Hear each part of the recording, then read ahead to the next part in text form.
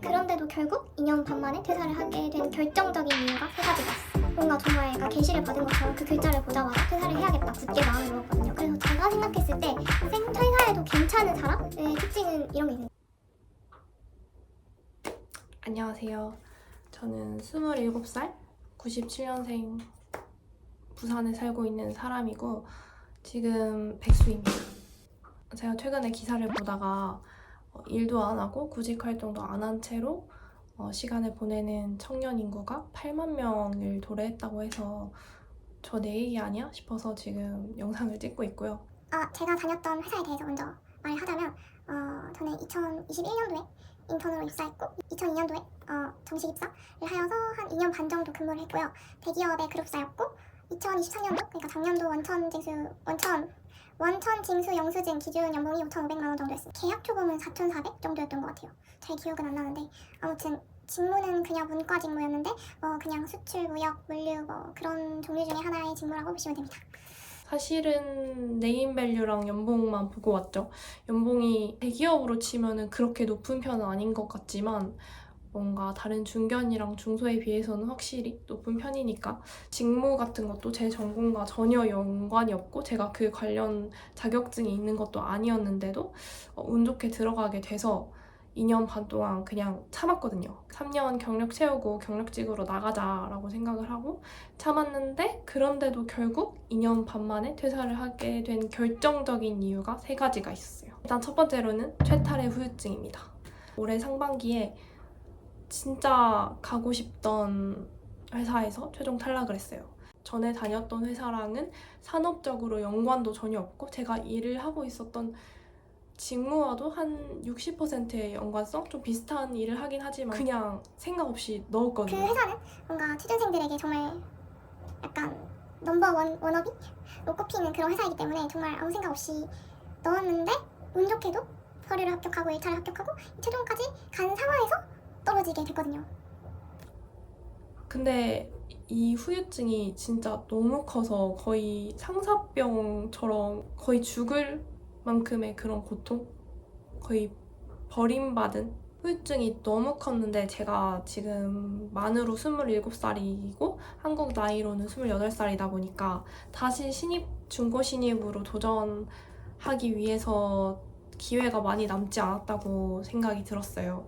그리고 하반기 때는 똑같은 스펙으로 도전하는 게 아니라 좀 그 공고에 적혀 있었던 우대 자격증도 따고 정말 나의 모든 걸 다해서 최선을 다해보고 싶다. 제가 그 면접 스터디를 진행을 했었기 때문에 좀 다른 사람들 합격자 스펙을 어느 정도 알잖아요. 그분들이랑 얘기를 해봤을 때 나한테 부족했던 건 다른 건 아니고 다 자격증이었다. 다른 분들은 그 우대 공고에 적혀 있었던 그 자격증이 있더라. 그래서 8월에 그 시험을 봐서 자격증을 땄습니다. 아무튼 그리고 두 번째 퇴사를 한 이유는 3년차의 공포였습니다. 이제 2년 반이니까 연차로 따지면 3년차가 횟수로 3년차가 되는 해였는데요. 제가 링크드인이나 리멤버에 굉장히 프로필을 좀 자세하게 올려놨어요. 그래서 1년차일 때도 2년차일 때도 연락이 자주 오긴 했지만 2024년이 되고 나서 경력직 오퍼가 되게 많이 왔어요. 적어도 한 달에 한 번씩은 오퍼가 계속 오는 느낌? 근데 중요한 건 그 오퍼 오는 회사들이 나쁘지는 않은 회사였는데 다니고 있었던 회사랑 비슷한 직종 아니면 똑같은 직종에 똑같은 직무에서만 계속 오퍼가 오는 거예요. 어떻게 보면 당연하죠. 제가 가진 경험이 그거이고 그 사람들은 그걸 원했기 때문에 절 찾은 거고 근데 저는 이 업계와 직무로 좀 커리어 패스를 이어나가고 싶지 않은 마음이 굉장히 컸어요. 하루라도 빨리 내가 그만두고 중고 신입으로 새로운 분야에서 커리어를 쌓아 나가는 게 낫겠다. 내가 여기서 3년을 채워봤자 경력직이 돼봤자 똑같은 커리어로만 갈 수밖에 없겠구나. 그러면 오히려 그냥 시간 낭비가 아닐까 해서 그 두 번째 사유가 그게 됐고요. 세 번째는 나 자신에 대한 믿음입니다. 이게 세 번째 사유가 제가 딱 그날 퇴사 면담을 하게 된 것과 직결되는 원인이었는데요.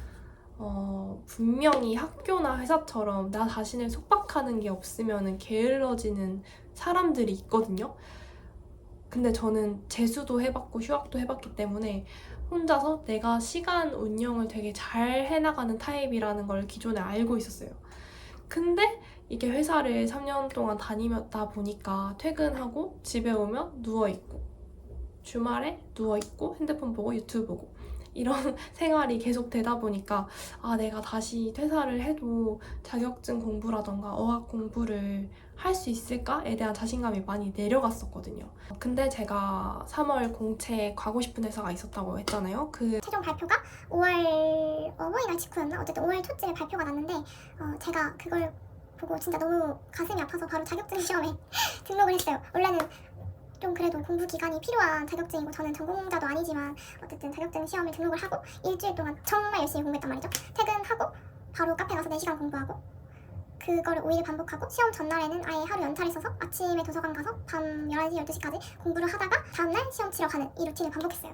근데 토요일인가 일요일에 시험을 보고 화요일 아침에 그 시험 결과가 발표가 났는데 그 불합격 글자를 보자마자 바로 메신저로 상사분한테 제가 할 얘기가 있어가지고 혹시 시간 나실 때 면담 가능하실까요? 라고 해서 그 자리에서 바로 퇴사를 하겠다고 말을 했어요. 이게 되게 웃긴 게 어떤 자격증 시험에서 불합격했다. 그리고 퇴사를 한다. 이 두 가지의 어떤 사건은 정말 관계가 없어 보이잖아요. 근데 뭔가 정말 약간 계시를 받은 것처럼 그 글자를 보자마자 퇴사를 해야겠다. 굳게 마음을 먹었거든요. 제가 돌아봤을 때는 내 자신이 영향을 때문이었던 것 같아요.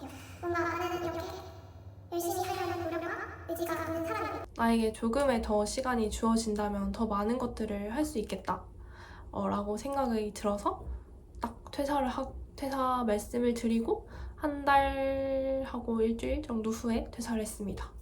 뭔가 환승이직이 아니라 생퇴사에 대해서 회의적인 사람들이 굉장히 많을 거라고 생각을 합니다. 그리고 저도 비추천합니다. 굳이 회사라는 좋은 보험, 좋은 플랜 B가 있는데도 불구하고 그거를 발벗고 나가서 굳이 이 어려운 경제 시기에 나가서 뭔가를 해보겠다는 게 솔직히 좀 비현실적이고 말이 안 되는 일이긴 해요. 근데 중요한 건 저는 환승이직도 굉장히 많은 시도를 해봤어요.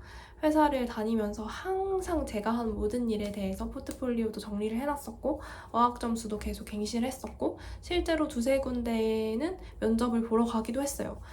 그래서 연차는 거의 면접 보러 가는 데만 썼던 것 같아요. 근데 중요한 거는 나한테 정말 맞고 조건이 좋고 그런 회사를 찾기에는 시간이 굉장히 역부족이었어요. 제가 생각을 하기에는 제가 최종 탈락을 했던 회사의 경우에는 전형이 거의 3달 동안 진행이 됐었거든요. 근데 제가 원래 올해 상반기에 목표한 게 그래도 대기업 공채 5군데에는 원서를 내보자라고 하는 게 저희 목표였었는데 그 회사의 서류 합격을 하고 나서 하루도 시간이 안 나서 결국에 이번 상반기에는 그 회사 한 군데밖에 공채 지원을 못했어요. 그래서 제가 생각했을 때 생퇴사에도 괜찮은 사람의 특징은 이런 게 있는 것 같아요. 일단은 첫 번째로는 이게 가장 중요한데 고정비, 변동비 포함 최소 1년 생활비는 벌어둔 사람. 저는 자취를 하고 있고 그렇기 때문에 매달 전세 대출 이자가 나가고 관리비도 나가고 그리고 자동차도 있어요. 그래서 자동차 보험비랑 기름값이랑 이렇게 고정비가 나가는 게 많은 사람이거든요. 그리고 되게 제가 쇼핑을 좋아하기 때문에 변동비도 많이 나가고 여행도 좋아하기 때문에 어쨌든 돈이 많이 나가는 사람이에요. 근데 그런 변동비까지 다 해뺐을 때 저는 그래도 한 3년 정도는 버틸 수 있는 생활비를 벌어뒀기 때문에 조금 더 쉽게 퇴사를 결정할 수 있었던 것 같아요. 두 번째로는 연차가 3년 미만이고 내가 지금 하고 있는 산업, 하고 있는 직무를 더 이상 이어나갈 생각이 없는 사람. 이런 사람들은 새로운 산업 직무를 가기 위해서는 자격증이든 경험이든 새로운 게 되게 많이 필요하잖아요. 그 똑같은 직무로 이직을 하시는 분들보다 훨씬 더 많은 에너지와 시간이 필요한 게 당연해요. 그래서 좀 퇴사를 하고 전념을 하는 것도 나쁘지 않다.